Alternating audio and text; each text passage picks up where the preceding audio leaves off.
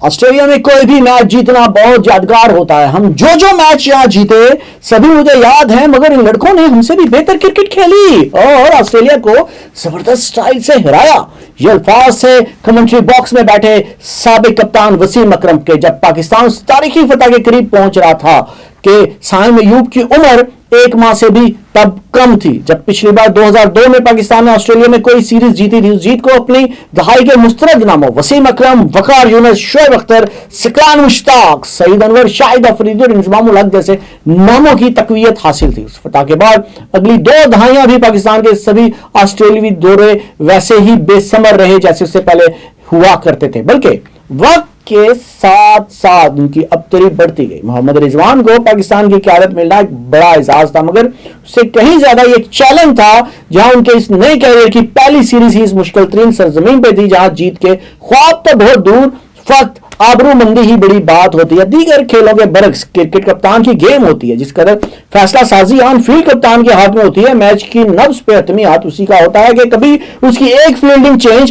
एक bowling change से सारा खेल का धारा बदल सकता है। सो जब इख्तियार इस कदर हो और फैसला साजी की महवियत यूं तारी होने लगे, तो कप्तान के लिए पहला मरहला अपने असाब को काबू में रखना होता है। फिर इस सुकून को अपने ड्रेसिंग रूम में यह भी मुनक्कस करना होता है नामानूस कंडीशंस में, जब हरीफ ऑस्ट्रेलिया जैसा मुश्किल हो तो फील्डिंग कप्तान की जिम्मेदारी दो चंद हो जाती है कि मजबूत टीमों के बल्लेबाज महज 1-2 साझेदारियों से ही मैच का नक्शा बदल सकते हैं। किसी भी कप्तान की तजवीराती सलाहियतों में इम्तिहान शुरू ही तब होता है जब कोई मजबूत साझेदारी उसके हाथ से मैच ले उड़ने का खतरा पैदा कर दे। रिजवान की क़यादत में खूबी है कि वो न सिर्फ अपने असाब काबू में रखते हैं, बल्कि खेल के हर लम्हे में ऐसे ध्यान से मुर्तकिज रहते हैं कि हर गेंद पे उन्हें एक नया जाल बुनने की सहूलत मिलती है।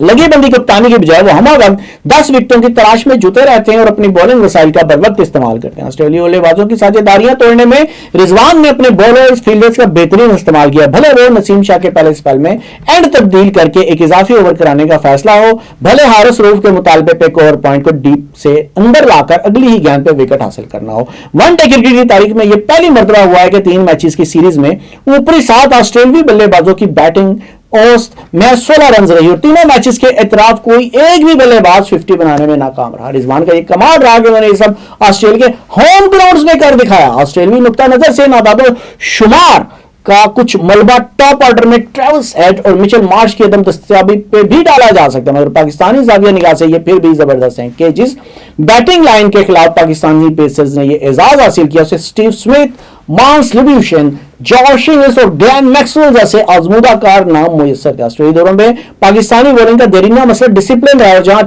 6 बॉलर्स अमूमन बाउंसर्स के जोश में शॉर्ट पिच के इर्द भटकते रहते हैं और ऑस्ट्रेलियाई बल्लेबाजों को खून बढ़ाते रहते हैं।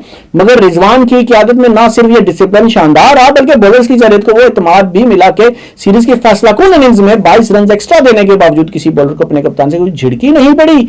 पाकिस्तान की खुशकिस्मती यह भी है कि ऑस्ट्रेलिया को उस फैसलाकुन मैच के लिए अपने 5 बेहतरीन खिलाड़ी दस्तयाब न थे, मगर जो मोमेंटम ये पाकिस्तानी बॉलिंग अटैक मेलबर्न से लेकर चला था, पर्थ में अगर अव्वलीन ऑस्ट्रेलियन लाइनअप भी सामने होती तो भी जीत रिजवान की ही होती और उसकी टीम की ही होती।